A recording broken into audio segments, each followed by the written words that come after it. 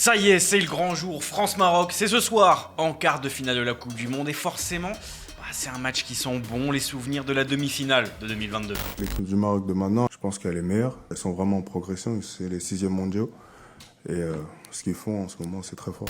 À l'époque, en 2022, le Maroc était une surprise et devenait la première équipe africaine de l'histoire à atteindre les demi-finales du mondial. On a montré qu'on pouvait être au niveau dans ces compétitions et ça c'est merveilleux, mais il faudra confirmer. Et justement, l'heure de la confirmation est arrivée pour le Maroc. Je pense qu'on commence à rentrer dans une dimension où on doit y croire. On doit le viser, ce titre. Alors forcément, avec les souvenirs de 2022 en tête, un mot revient beaucoup depuis l'annonce de ce France-Maroc, revanche. I don't like to talk about revenge because I'm not like this. I'm a humble guy and I want to keep my feet in the ground. Aujourd'hui, le Maroc a un statut bien différent de celui il y a 4 ans et s'est imposé comme l'une des toutes meilleures sélections au monde. On les avait rencontrés il y a 4 ans en demi-finale, ils ont fait une finale de Coupe d'Afrique, donc ils font partie des très très bonnes équipes avec de très bons joueurs, ils ne sont pas là par hasard. Et dans cette conférence de presse de Didier Deschamps justement, eh bien le match France-Maroc a déjà un peu commencé. 6:45. On a le droit de poser des questions. Les étrangers aussi qui nous ont pas posé. Je donne la parole aux Français, les Marocains on a eu le droit de questions, c'est une conférence. Une dernière question. Je suis désolé, j'ai un peu de route aussi pour rentrer, j'ai un déjeuner, il y a un entraînement. Depuis tout à l'heure, on lève. Je sais bien monsieur, mais moi je suis parti très tôt et j'ai un entraînement occupé. Vous êtes combien? Je ne veux pas défendre Raphaël, mais si vous êtes 50 à lever la main, je ne vais pas répondre à 50 questions. Lui aussi, il a été au cœur d'une lutte entre Français et Marocains, Ayoub Bouhaddi est franco-marocain, et a été courtisé par les deux fédérations. Il a joué avec les Bleus en catégorie de jeunes et dispute finalement ce mondial avec le Maroc. Il a fait toutes les équipes de jeunes, moins de 16 ans, moins de 17 ans, moins de 18 ans, moins de 20 ans, espoir. Il est né dans la région parisienne autour, dans l'Oise. Il a grandi. Il a fait toute son adolescence à Creil, il est parti à Lille après, donc c'est évidemment quelqu'un qu'on connaît bien. Les supporters des deux sélections, eux, sont en tout cas déjà prêts pour leur retrouvaille.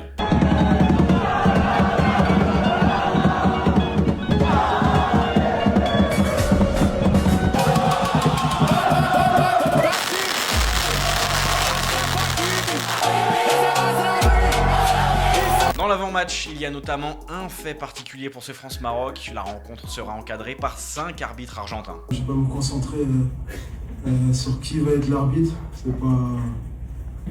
J'ai jamais fait ça et on m'a jamais fait ça aussi. Je pense qu'il ne faut pas tomber dans la paranoïa. S'ils sont là, ces arbitres-là, c'est qu'ils sont au niveau de cette compétition et nous, il faut qu'on se concentre sur ce qu'on peut maîtriser, comme c'est ça qui va nous faire passer le tour suivant. Ce quart de finale arrive aussi dans un contexte particulier pour les Bleus après les attaques racistes d'une sénatrice paraguayenne à l'encontre de Kylian Mbappé. C'est inadmissible d'avoir des tels propos.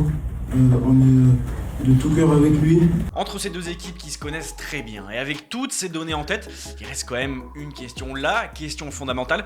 Qu'est-ce qu'on peut bien mettre comme prono? Et bien justement, on a posé la question à Omar Da Fonseca et Julien Cazard. Maroc-France, comme en 2022, cette fois-ci en quart de finale. Oula, non, je vais être obligé de dire merci beaucoup les Marocains, mais ils vont France. Maroc-France. France, ça va être encore une fois, ça va être encore la France. Aujourd'hui, c'est France-Maroc, certes, mais c'est aussi les 20 ans de la finale de la Coupe du Monde 2006, Italie-France. La Panenka, le coup de boule, les tirs au but, bref, une finale de légende. Et à l'époque, il y avait notamment Jean-Michel Larquet aux commentaires. Je ne sais pas si Zizou a tiré une fois une seule Panenka. Il a senti le gardien plonger sur la droite et je crois qu'à ce moment-là, il s'est un petit peu ravisé par rapport à ce qu'il devait faire. J'avais le sentiment qu'il y avait un peu d'hésitation dans la décision de Zidane et que cette décision, il l'a prise dans les derniers centièmes de seconde. Ma crainte tout de suite, ça a été de savoir si le ballon avait franchi la ligne. Et à l'époque, il n'y avait pas la goal line, à l'époque, il n'y avait pas la montre. Donc, j'ai tout de suite regardé l'arbitre du centre, l'arbitre de touche, l'arbitre assistant, qui ont bien fait signe qu'il y avait but. Donc, ça s'est résumé à ça, but ou pas but. Et effectivement, c'est après qu'on a dit « Ah, c'était quand même gonflé ». Mais ça, c'est venu après. Moi, je ne l'ai pas vu. Hein. Honnêtement, je ne l'ai pas vu. Je n'ai pas eu du tout, quand j'ai vu Materazzi au sol, je n'ai pas du tout compris. Je ne suis pas le seul. Hein. Je pense que l'arbitre du centre ne l'avait pas vu non plus. Hein. On ne voit pas le geste, donc il y a incompréhension.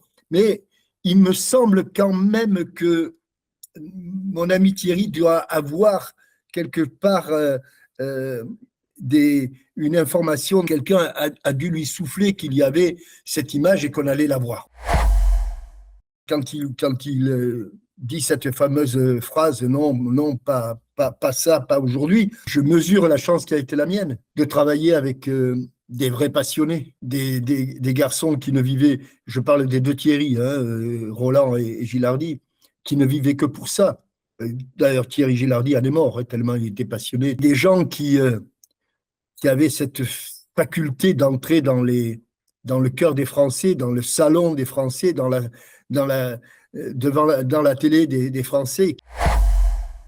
Dans la mesure où tout se joue sur des détails, quand vous perdez 1/10 de votre force dans le champ, allez, je ne vais pas dire que c'est impossible, mais là, c'est quasiment impossible de gagner. Il n'y avait qu'une chose à faire, c'était essayer de résister pour arriver au tir au but.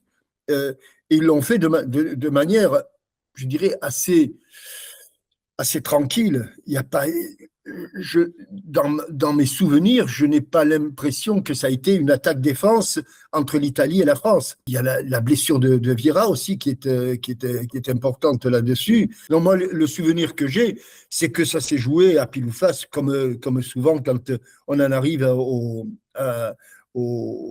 tir au but. En plus de Jean-Michel Larquet, on vous donne des nouvelles d'un autre ancien joueur de l'équipe de France. Alphonse Areola est toujours en activité, rassurez-vous, mais n'a pas été sélectionné pour cette Coupe du Monde. Du coup, il a décidé de passer son été loin du foot. Hi, I'm Alphonse Areola, West Ham goalkeeper. Been invited to play a set here at the Celestri Festival in Windsor Racecourse. Amazing venue, the vibe is just wild. People here are just like enjoying music.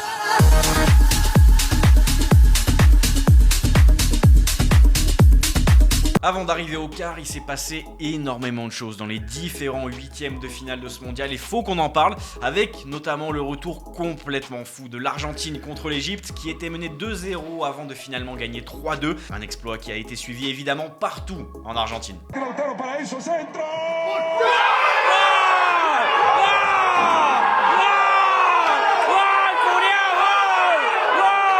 Cette victoire de l'Argentine contre l'Égypte a toutefois été marquée par plusieurs polémiques. Le staff égyptien et les joueurs dénoncent plusieurs décisions qui auraient pesé sur le résultat. D'abord, un but refusé qu'ils estiment valable, puis un penalty non sifflé après une faute sur un joueur égyptien, quelques secondes avant le troisième but argentin. Dans le temps additionnel, la tension est montée d'un cran. Le sélectionneur Osama Hassan a fait un signe en forme de X en direction de l'arbitre. Ce geste n'est pas anodin. Il s'agit du signal officiel mis en place par la FIFA pour dénoncer un comportement raciste. Mais le protocole n'a jamais été déclenché et Osama Hassan, le coach égyptien, a reçu un carton jaune. Selon le média espagnol LAS, la fédération égyptienne a officiellement saisi la FIFA. Elle demande l'ouverture d'une enquête sur l'arbitre français François Le Texier et son équipe. Dans ces huitièmes de finale, on a aussi vécu les derniers moments en Coupe du Monde de deux grands joueurs. Neymar d'abord avec le Brésil.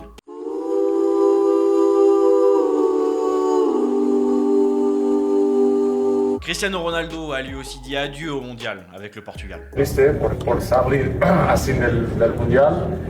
Pero como ha dicho ayer en la conferencia de prensa, ha dado todo, pues ha dado mi mejor y salgo de conciencia tranquila, ¿no? Este es el fútbol. Et celui qui est le plus triste dans cette élimination du Portugal et de Cristiano Ronaldo finalement, c'est peut-être le streamer Speed.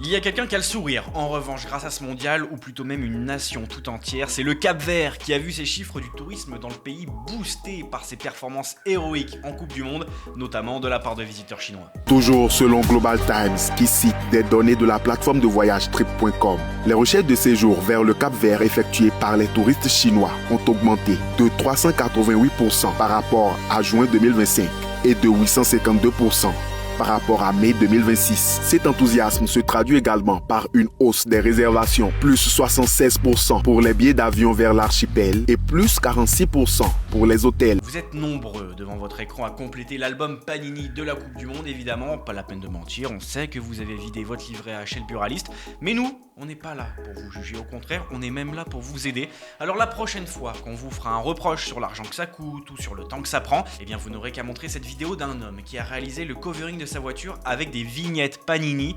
On vous laisse regarder ça et on vous dit à demain sur Brut pour une nouvelle vidéo sur la Coupe du Monde 2026.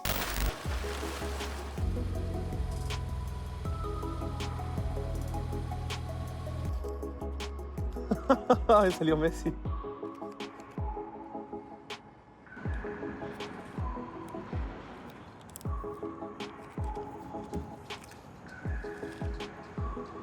Nace